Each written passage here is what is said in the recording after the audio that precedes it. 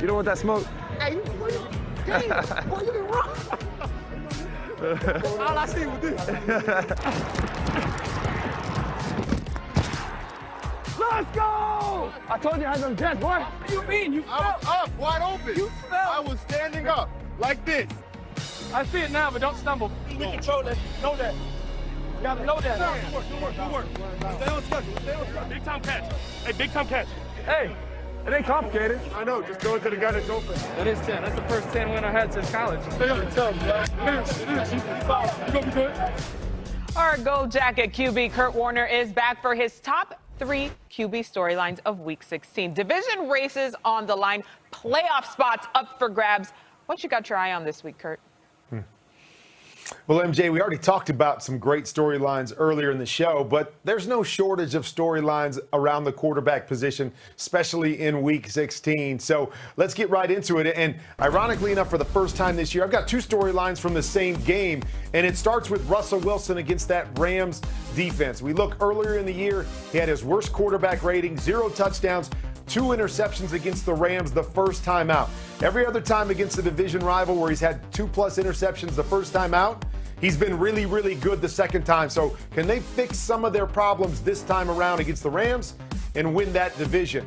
And then let's flip over to the other side for my number 2 storyline, and that's Jared Goff. He has been wildly inconsistent all year long. People are starting to wonder what they're going to get from Jared Goff every time out. So I want to know the same thing. Can they go out against Seattle and play their type of game? When Jared Goff plays in the playoff type or the play action type system, he does really, really well. When they're forced to play drop back football, he struggles a little bit. I think he's got to answer some of those questions as they head into the playoffs. Can he be that guy that if he's got to drop back 35 or 40 times, that he can carry this team with his right arm? And then my number 1 storyline, we're going to go to New Orleans. And everybody think back to last year. It was Kirk Cousins going into New Orleans and getting that huge playoff win, that playoff monkey off his back. Well, now Minnesota is desperate. They have to win out and hope for a little bit of help to get into the playoffs. You got a Saints team that maybe is a little desperate too, losing 2 games in a row. So I want to know, can Kirk Cousins recapture that magic from the playoffs last year and get his team a big win in New Orleans? Hopefully Kurt, can draw a little bit of inspiration, a little bit of swag from what we heard Ryan Tannehill saying. They don't want that smoke. That caught me off guard there, but Kirk Cousins looking to get going there. All right, Kurt, can't wait to watch you and the Game Day Morning Crew break down all of the Week 16 action. That's on Sunday, 9 Eastern, here on NFL Network. Happy holidays to you and the fam, by the way. And same to you, MJ. And boy, have we got you covered on Saturday, or starting Friday, actually. Christmas Day, it's Vikings Saints. Saturday, a triple header. Bucs Lions on NFL Network. 49ers Cardinals on Prime Video. And then Dolphins Raiders back right here on NFL Network. Let's go on the clock and dive into the Saturday triple header with Willie and the guys. Thanks, MJ. This is the Christmas edition of On the Clock. And let's get into this Saturday's triple header on our network. You 2 offensive guys share the rock. We only got 3 minutes on the clock, okay? I'm going to start with you, JJ. TB12 targets Antonio Brown 7 times a game. With 2 games remaining, how many catches and how many touchdowns will Antonio Brown have? Ooh-wee, man. Number 1, hey, TB12. Hey, them targets is about to go up because Antonio Brown is looking like the old Antonio Brown, and one-on-one coverage on him, I'm telling you right now, you better stop doing it because this is what they are going to do, man. But, hey, I'm telling you, I see about 5 more touchdowns coming, you know, and I see this target ratio going up, man. I'm saying about 10 targets a game. That's what I see from Antonio Brown because with the ball in his hands, they're better. All right. Sean, DeAndre Hopkins is Kyler Murray's favorite target, like the other 10 quarterbacks he's caught passes from. Receiving yards in the league. Guess who leads the league? DeAndre Hopkins. Can the 49ers stop him? He's already said no. No, the quick answer, Willie, is no. I mean, nobody's been able to stop him. You just said he's leading the league in receiving yards, and since it's a holiday-themed segment, one of your favorite songs, Willie Mack, is Grandma Got Run Over by a Reindeer, right? That's exactly what the 49ers defense is going to come up against. He's coming off a career-high 169 last week against the Birds.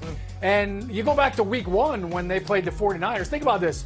This was Kyler Murray's first game with DeAndre Hopkins, he went off for 151 yards. So they couldn't stop him back there when they were still learning the plays.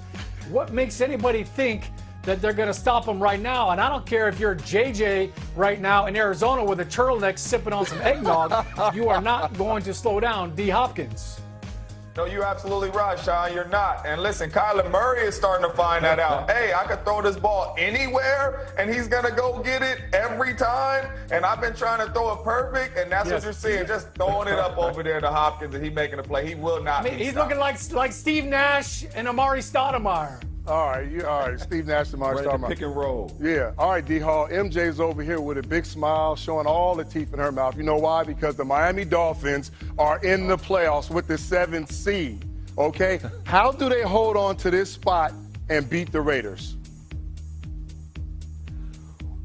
Well, I tell you what, the Dolphins has to continue to be an opportunistic defense, Willie. You know that. Both of us being defensive guys, when your defense is able to turn the football over and give your offense more opportunities, it just gives you so much more momentum. And so with a young quarterback like Tua, continue to let that dude use his legs to make plays, ease him into this offense, and just continue to let this defense carry this team. All right, fellas, well done. We'll see how all this shakes out. And let's watch the game Saturday right here on the NFL Network with the triple header that's going on. MJ, back to you. Thanks, guys. All right, this is TA. I am MJ. And full disclosure, not everyone was okay with the Rams and Seahawks as our game of the week. It's going to be awesome, obviously. But there were quite a few votes for the Titans and Packers. And after the break on NFL Total Access, you'll see why.